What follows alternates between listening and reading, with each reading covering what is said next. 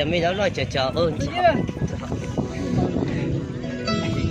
chờ nã chờ giờ đây à lên rồi đi Trang ơi đi trường đi nè đi rồi đi cái gọi cho xong gọi vào cái gì phải gọi chợ lại đi đâu cái loại gọi đấy những cái con bò đấy em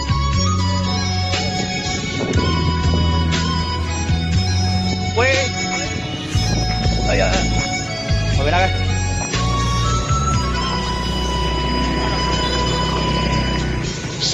rồi câu này à谁不错自错开莫个地莫能争莫顾那顾题莫来莫得莫修莫动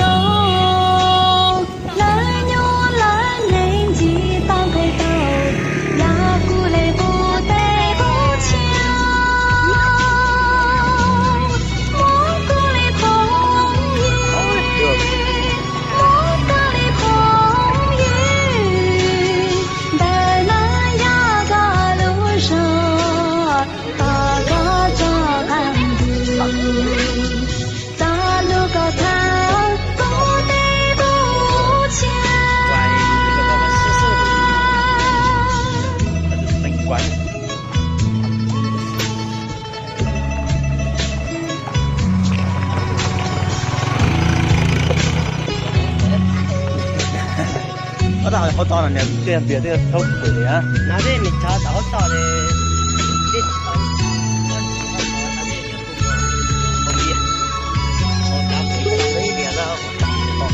哦，你讲他怎么了？你老看了，我今天我今天那边就给买了，重要花嘞，花呀，那今天伢听到的红点，今天。伸手一众生，谁不错自错开？莫个地莫能争，莫顾那顾题。莫来莫得，莫修莫动。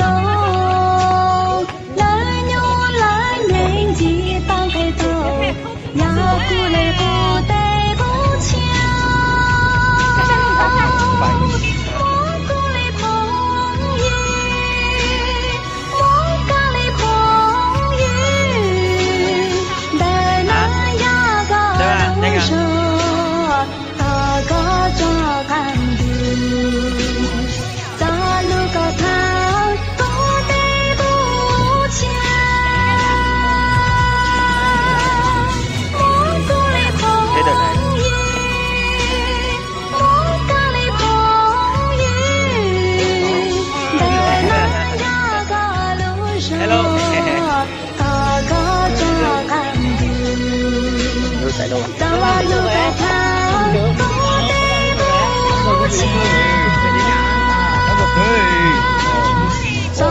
xuống đi đây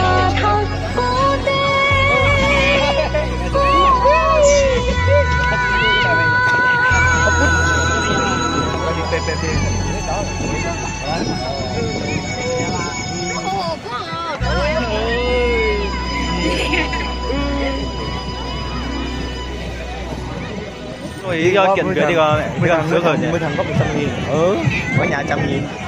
con gái có hết. Đi ăn không à? Đi ăn không. Thế là biết là có 100.000 biết mùa đồn nó thông kia các kiểu. Anh tới biết anh tới đây. Này tới biết với tất cả anh em mình con.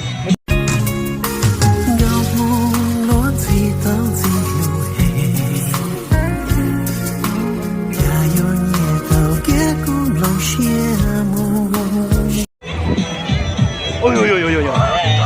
Hay kia, tính ra. Tính ra để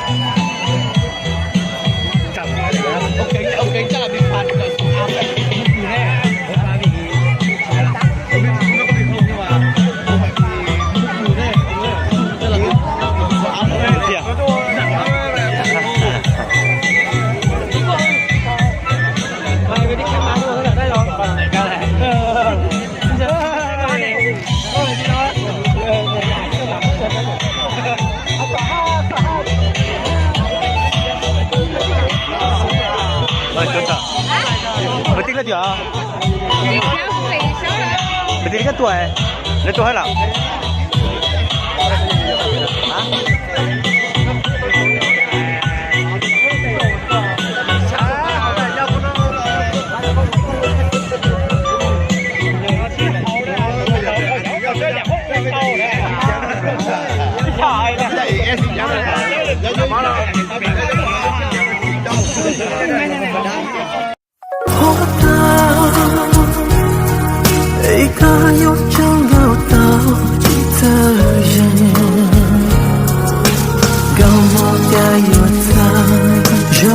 Yang lúc kagak ada jemur ya kan.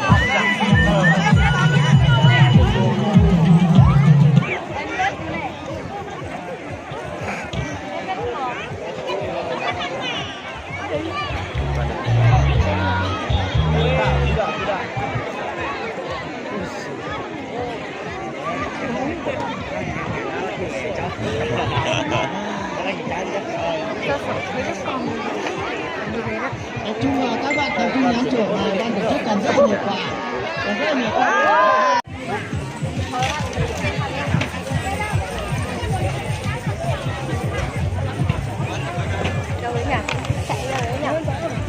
Anh ở đâu? Em ngay á? Đi sớm đi muộn đấy. Về ra. Bây giờ tao sớm. Cái xa nhỉ? Đây này, thấy chưa? Anh đâu ấy? Đâu chưa? Đó là bà. Đánh đấy. Đây đánh quay.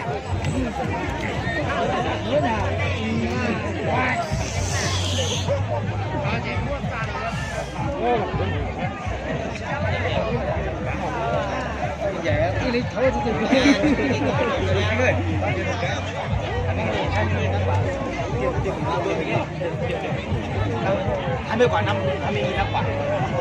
Kỳ ơi, xe bạn em ấy đắt được nhìn quay. Ui. Chủ tịch thôi.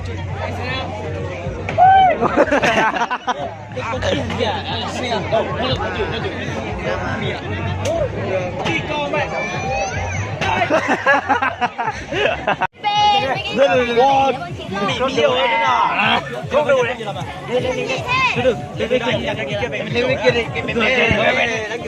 cái bé nó vẫn nặng mà. Anh chạy cười. Có biết tính cho đi. Sợ anh kia nó còn anh em cười nha. Bao nhiêu quả không? Thực kia thì mẹ nhìn đây này. Mày tóm mới thật. Mày quay ra đi. Lại nha, 5 quả. Hasakin! Tính kìa, tính một thôi. Tính một thôi. đến cái chay kia thôi. Ra ra thì mẹ cái chắc to kìa. Mày ra tay con cái kia, đi con mẹ ra. Cho chưa? Ném cái đầu của nó này, cái đầu nó mới rơi. Không được đâu, cái này bạn ném đầu nó thôi. Nhìn nó chạy to ra kìa. Trời ơi. Ôi. Hai chay. Ôi ơi. Cô lên là các đồng chí.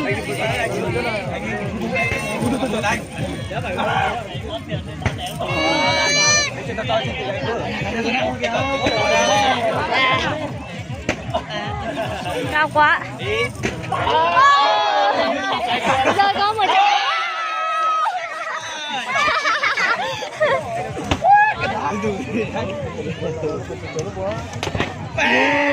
Đúng rồi, nhưng mà sượt. Không phải cả lắm mà được à. Đấy, chạy to đấy nhá. chay nữa là có cả chay to anh à. Ôi ye. Ba chục một chai, một chai. Trồng 2 chai nước cam à? Chai nào kia nữa anh. Chai nước nào nữa anh ơi.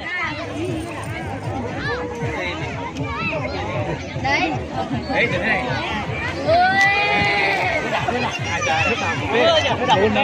Đấy mà bánh mà em mà ô thiện uống đi em không muốn nước nào đâu chai kia đánh nó hết tiền rồi thôi thôi ấn 3 giây nốt từ đấy